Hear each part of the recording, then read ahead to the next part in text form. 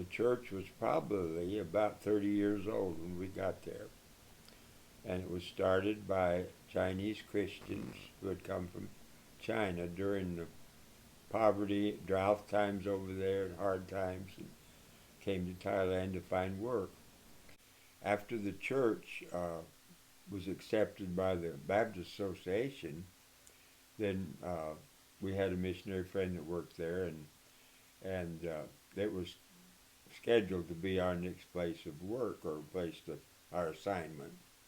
And we went by ship that first trip, and we got a letter from the personnel committee of our mission, or I guess it was really the executive committee, there when our ship docked at Yokohama, and asking us to pray and consider working in Chachoengsao province.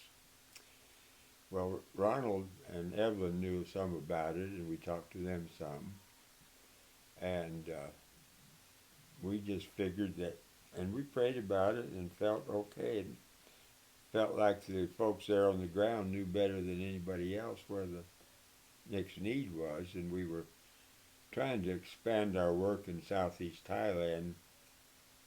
We were probably, well, of the people on the field outside of Bangkok, we were about the second or third couple to be out, really. Uh, we had some at the seminary and office and so on. But when we got there, I mean, we had our mind made up. We were ready to, unless something happened to change it, to go to Chachoengsao. And so we arrived in the country on the 31st of October and they had a rented house, and we got settled in with our things and all. And the first Sunday in December, we made our first trip to Chachoengsao. And Ronald and some of his kids, I don't think Evelyn was there that first day, but Ronald and a couple of boys were there. And all of us were there. And we went to the little church building. It was a little wooden building that was burned up in the fire later, but that was exactly 1 year from the date that Mom had her call to mission, so it was kind of special. But the people gave us a wonderful welcome, and they said, now they spoke Swatao Chinese, but all the young people spoke Thai, and the older people could speak a little bit because the kids had to go to Thai school, and the older people learned it just by being there and living with Thai people. But we had such a wonderful welcome, and the little fella that was a dentist, actually, who was one of the committee members, he gave the main speech of welcome, and he said, the tears were running down his face. I mean, he was truly happy now. You might say he didn't know us very well yet, but he was truly happy. And I think he liked us later too, but anyhow, he said, we're so glad to have you. He said, we've been praying for a couple to come for a long time. And he said, we feel like the Lord's answered our prayers. And, well, I was crying by then, and I think Mom was too. It was just the spirit of love and friendship and welcoming and hospitality. It was just overwhelming in that little building. And then the pastor took us to lunch at one of the best Chinese restaurants in the world. It was an old raggedy looking building, but the food was so good. And our 3-year-old son ate some hot sriracha sauce that impressed our pastor. And he was there, and I don't remember if the other members were there or just the pastor, but we had a nice meal. And then we went over to Chonburi that day, if you remember, and spent the night. And we went back to Bangkok the next day, but the feeling in my heart was so special. I mean, it was just like unbelievable almost, because I told Mom, I said, I don't know how you feel, hon, but I feel like we're home. I mean, when you've been away and you get to your home, how you feel secure and where you ought to be, and that's the way I felt. A few of those originals, like the Chinese herb doctor, that was a very strong influence in the church, and then he won some of the people that had come there just to find work that were not believers, but he won some of them to the Lord. And so they had about 30 members, I guess, by the time we got there, and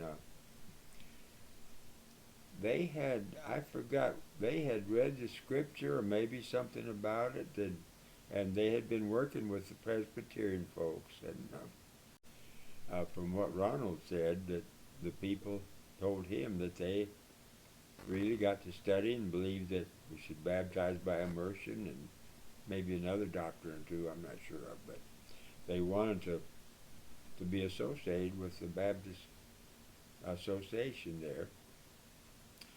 And so he worked with them some, and then when they were on furlough, Dan Cobb went over and preached some, and they were having a Thai sermon once a month, and one of the members were translating into Chinese. So that was what was going on when we got there, and there was still a few people that had not been baptized that wanted to be, so I got to do some of that after we got there, including the lady that worked for us all those years, Kunmuki. Ronald, our missionary co-worker, had been preaching in Thai once a month, and mostly older Chinese people in the church, but the kids were studying Thai, and they would translate the Thai into Chinese. And so when I got about 4 months along in language school where I could preach a little bit, they let me take that over.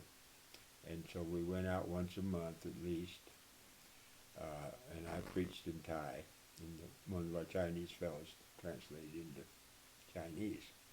So that gave us another chance to get acquainted and be with the people and just kind of become part of the community there. We moved in September of 1960. I'd finished language school, year and a half, and Mom had finished about a year or so. She was studying at home after the first term. And so we were able to find a sweet Christian Thai lady, school teacher, that taught Mom the rest of the Thai language course. She's the one that was there the day that Mom and I got to meet the King and Queen back about 67. And she came over to Mom after that and grabbed her hands and shook it. She said, "I'm never going to wash my hands again." She was so thrilled to shake the hand that it shake the hands of the Queen, because of the feeling that they had for the royal couple. Okay, so we got a rented house and moved in September 60, and all the rest of our term then we spent there in that house, and that's when we started the street preaching and all that. There was the Chinese lady that was a preacher lady that was very good friends with some of our members, and I don't think she was necessarily attached to any denomination. She worked some with the Bangkok Bible School, which was kind of like a seminary for Chinese students, and we had some of those students come out through the time, be like interns, and help with things with young people and stuff through the years. But anyhow, by the time we got there, the church was on its path to be Baptist, and they had requested, if possible, some help from our mission board to build a church building. They had that little wooden building that you may or may not remember because you were pretty small then, but where they were meeting when we came the first time. And then the fire came along and burned that up along with a lot of the homes. Brother Chen, who was our pastor, he was originally from China also, but he was still fairly young, but he was very close to some of the families. And after the fire it burned out a lot of their buildings, and a lot of them sold coffee or different things in the market, and they kept the sugar and coffee and stuff, food stuff, that they used in their downstairs in their homes. One of the homes that burned out was the one that our survey crew had stayed in the year before. during, our first break in language study, our fellow missionary and myself and our pastor, and we had 4 seminary students that did this survey trip of all the villages and where I could get used to the province and where people lived and so on. And that was in April of 1959. And this fire came in about April of 1960. So the very house, we had stayed in one of those houses. It was Chachoengsau's house, and it was almost a new house. And he gave us the whole upstairs. There was a couple rooms up there, and we slept up there on the floor. And they fed us, took good care of us. And a lot of families helped feed us. I don't know if it was a phone call. It must have been, but I don't know. It may have been a telegram telling us about the fire and that they were going to have their first service on Sunday night after that.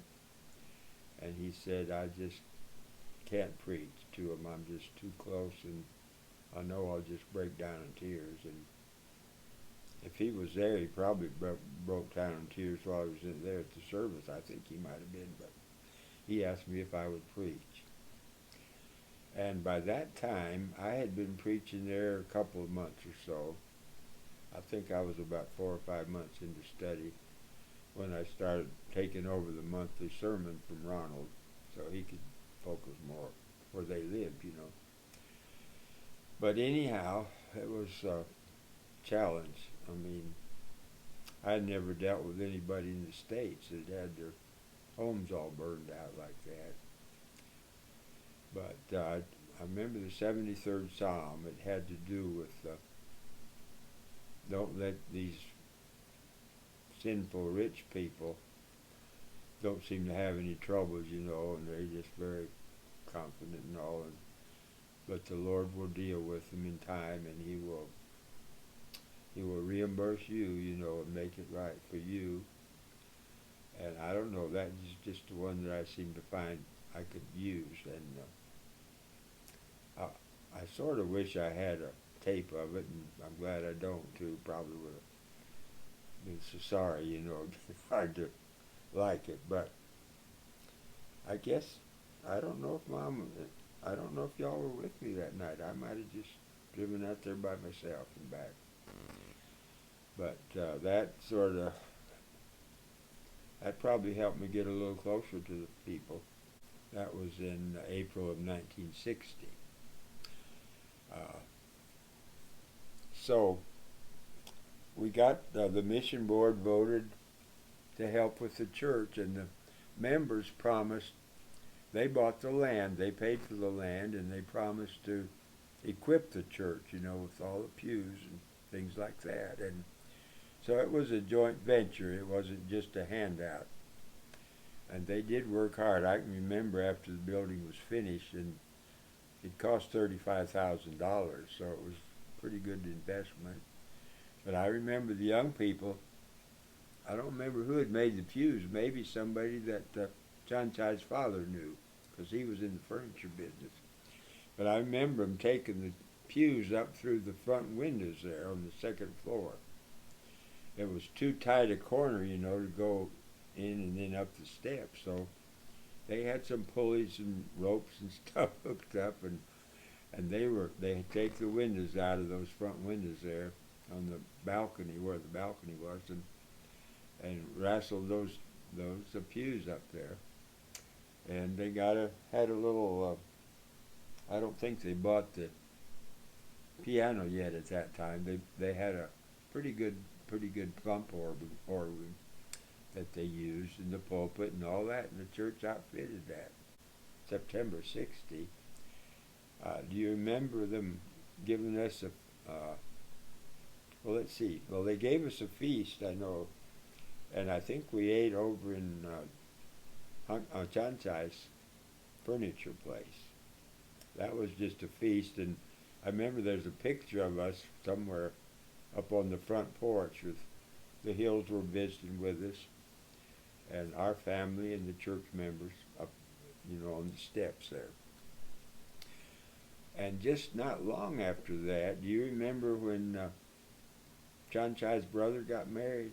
You probably don't. His name was Tong Chai, and he is Punaruni's father, and Pachanapan's older brother. There were several of those folks in our church. He was Chan Chai's older brother. But when he was marrying a girl that I used to go to her village to preach some. It was more of a market town. It was up on the Bambacong River, up north and a little bit east of Bangkla. And you could get up there on the river, but it was a roundabout way, and I didn't know anything about that way back then. So we went by train, and then we caught a boat that took us on up there. But that day, Kun Chan Chai came to the house early that morning there at the rented house, and he said, Ajahn, he said, could you help us out? He said, my brother has gone to get his bride up there in this little town. I can't even remember the name of it, but they had to come by boat and then by train, so we were going to meet him at the train station. And I said, sure, I'll be glad to help. So we went and got him, and I don't know, it was the two of them, but some of her family were along, you know. And we took him uptown to the Tong Chai's place. I think he and his family lived in that factory building at that time. And that was one place that did not get hit by the fire. It kind of went around that. And this building, remember, had a wooden floor. You probably don't remember, but it was uneven, you know. It was not easy walking.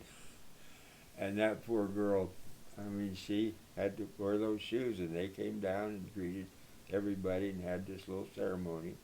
And then they finally got to sit down, and we had the feast, you know. So we got in on that, and we got to be in on everything that the church was in on, and all the weddings, and later I got to do most of them. And the engagement ceremonies, I remember them.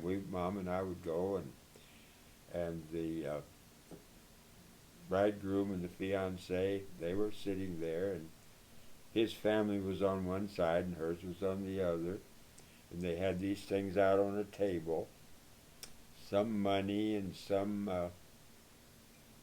things representing something, I don't know, some of it was Chinese looking stuff.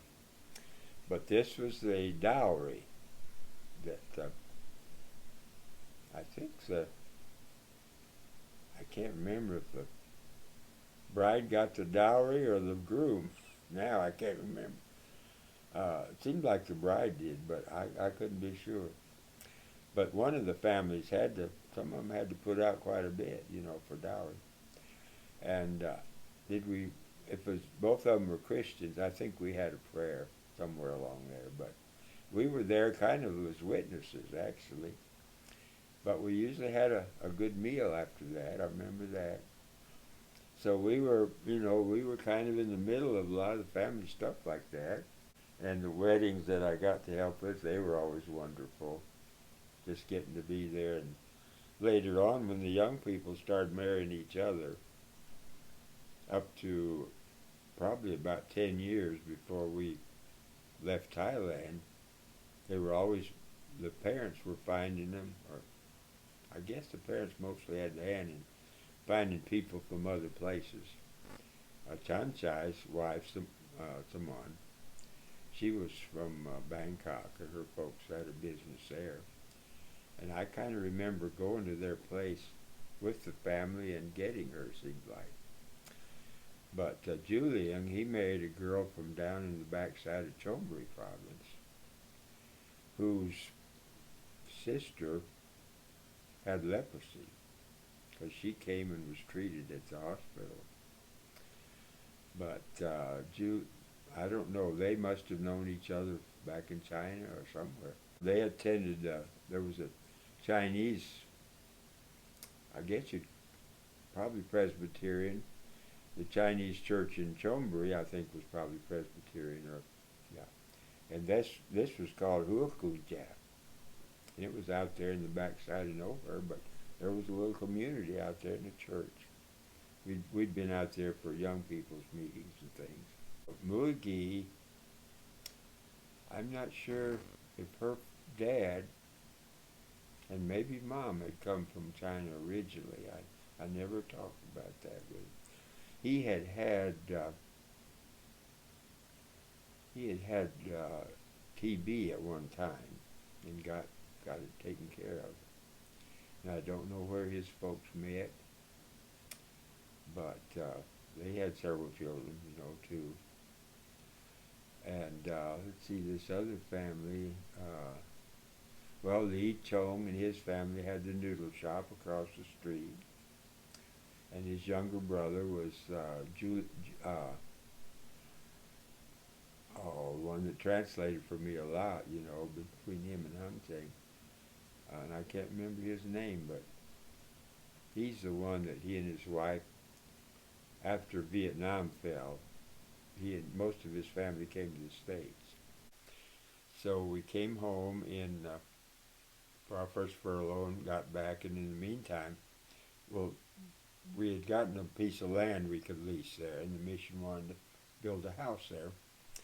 And so got a local contractor, and one of our missionaries, John Patton, had done some building, and he knew blueprints and things, and this house we rented was a Thai-style house, lots of windows in it, very comfortable, plenty of room, and we had to make a few fixed up a little bit special to have a kitchen and different things that where it was more convenient. But the landlady agreed to it, and we put everything back after when we got ready to leave like it had been.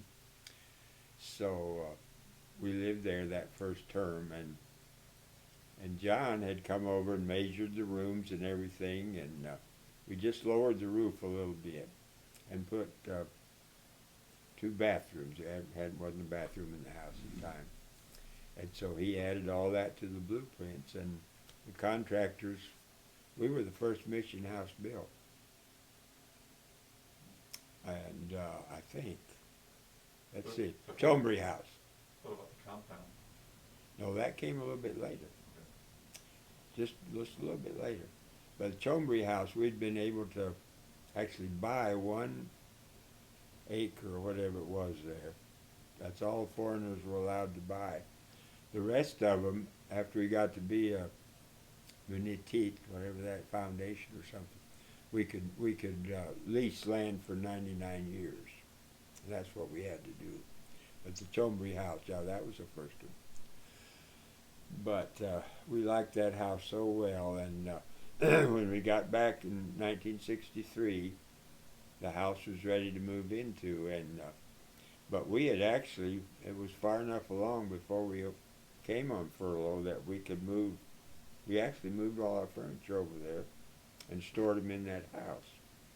So we could settle in, pretty quick. And of course, Mom got sick right away with what they later called erythema nodosum, very rare disease, and we had to come back in '44 for a few months with treatment and get that diagnosed and all. But we settled in there into that house. Spring of '65, we were invited to go work at the hospital town and be the chaplain and evangelist and translator and all out there. So we moved the family out there to the smaller town where the hospital was, and we lived there until we were asked to fill in Bangkok for 3 years at the Baptist Student Center. Well, at the mission meeting of that 3rd year that we were there, the mission asked us if we would be willing just to stay on at the Student Center and be the regular director and all there, Well, not just a while before that, not long before we were to come home that time, we had a lot of, 3 or 4 GI fellas that liked to come to our house, and they went to Thai church with us. 3 of them really, real regular, and they helped us teach English at the Student Center. So we invited them along with another young couple that They were married by then, I guess, Art and BJ. Took them out to see our Chachoengsao church. Well, we were going back out there, and it was kind of the back way where a lot of the rice fields were, and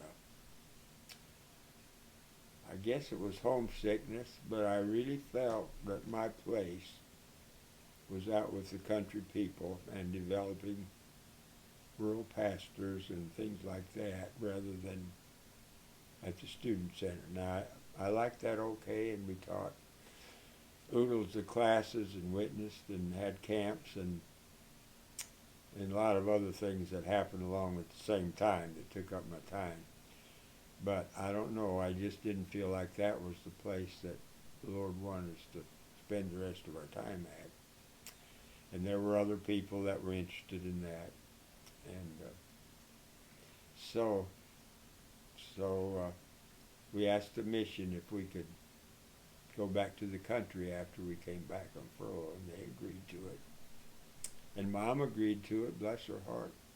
She liked it out there too. She had had a lot of opportunities in town that she wouldn't have later, but she had other opportunities, and we actually worked back at the hospital for quite a while and just commuted. It was about 15 miles. Commuted out there, and Mom did a lot of different things. You know, we saw the time coming for us to retire age-wise. Actually, Mom was almost 70, but since I'm a little younger, we're basing it on my age. And we were showing age, and you know, we slowed down some. But Mom was our press rep, and she was still going strong, and I was writing materials and doing the regular things. Both Mom and I had gotten close to the young people. Now, the pastor's wife that was there for a number of years, she was really good about getting this youth meeting going on Saturday nights. Once in a while, they would still ask me to come, you know, and teach a lesson of some kind with them. And later, after she and her husband came to the States, we had another older fella and wife, and they didn't work with the young people. And so I wound up spending quite often on Saturday nights, spending it with them. And I remember Christmas time, I think, about a year before we left. They had a little party, and they had a birthday cake, and made quite a to-do of bringing it up from downstairs, and we were sitting in the back part there, but underneath. And they had this birthday cake, and they were holding it, and they sang, "Happy birthday to you, happy birthday to..." Well, no, they sang it in Thai first. "Sawatdiwan Praong," and they sang to Jesus. And then they kept on singing, and they sang to Maxine. His birthday's on Christmas, too. That kind of got away with her, you know. Me, too. And she didn't go with me every Saturday night. She had other things at the house to do and all, but she went with me that time. I didn't know, you know. They might have told me, "Be sure Ma'am comes with you," or something. I can't remember. Well, this group of young people, they were believers by now, and but their parents, kind of an old Chinese idea, or maybe, but they wanted to be sure the kids knew what they were doing. They didn't want to be baptized until they were sure that they were really ready to follow Jesus and be faithful.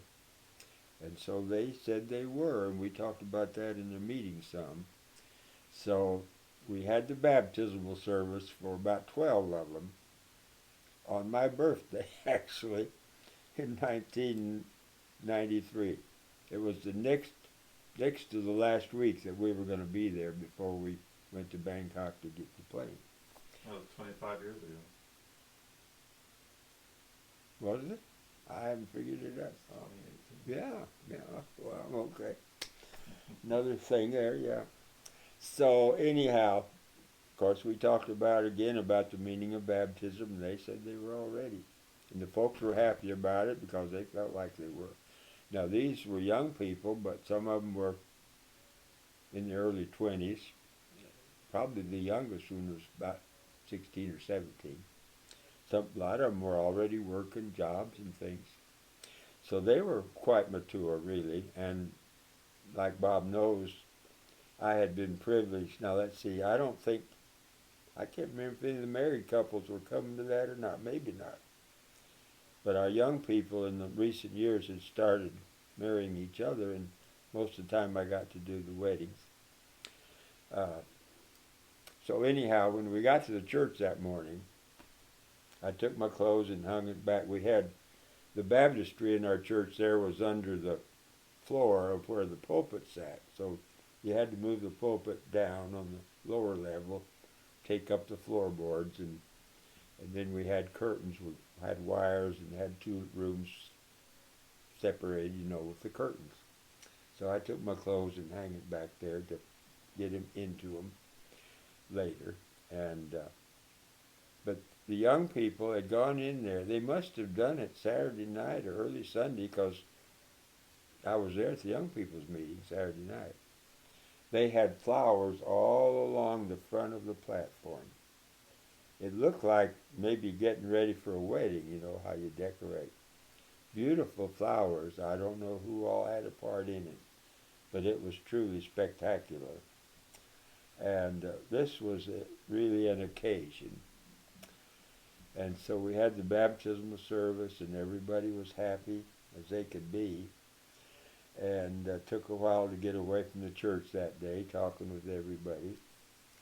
And some of them, they weren't telling us goodbye yet, but you could tell they were thinking about it.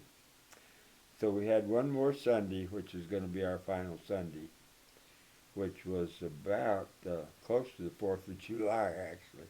But anyhow, that's not a holiday over there. So we had our last Sunday, and I think they let me preach one more time. And I had a sermon that in the book of Acts, when Paul talked to the elders and deacons from Ephesus. They came out to the ship to send him off. And he said, I won't see you again probably, but I'm leaving you with God and the Bible. And you have those two resources, so you don't have to depend on me, He was and he was on his way to Jerusalem before he got sent to Rome and everything. So I used that passage in quite a few places long about then. But that night, one of our members had she had had a business selling different kinds of meat to hotels and restaurants and sold them over the counter, but she also decided to build a restaurant right there in the main part of town, and it had the downstairs floor was like noodle shop and all kind of real simple fast food, And then the regular restaurant was on the second floor with the tables and booths and waitresses and all. And the third floor was a meeting room, open room for banquets or club meetings or whatever they want. So that's where they had it set up for our final send-off dinner. And they had all the different kind of foods that we enjoyed. And Murgi was right in the middle of that, as you can imagine. The lady that worked for us for 30 years. And they had us sit there in chairs afterwards, and they would come over and bring us gifts and say a prayer over us or give us a blessing. And it was, like I said, sweet and sour. It was so precious, but it was kind of hard too. Now, well, some of them still came to the house again once after that and brought some things. And they knew that if they could, they were going to come to the airport to see us off too. So it wasn't actually maybe the last time we saw them, but it was getting on. And one of the Muigi's little brother, he wrote that poem in there on that big piece of poster board, which is almost faded out now. I translated it one time. It's very special, thanking us for coming to tell them in Thailand, faraway Thailand, about Jesus and so on. And he's one of the church leaders. You probably heard him. He might have been leading the singing or something one of the times you were there, since you're back visiting. But they came to the airport and saw us off and brought leis and flowers and things, and that was quite a send-off. And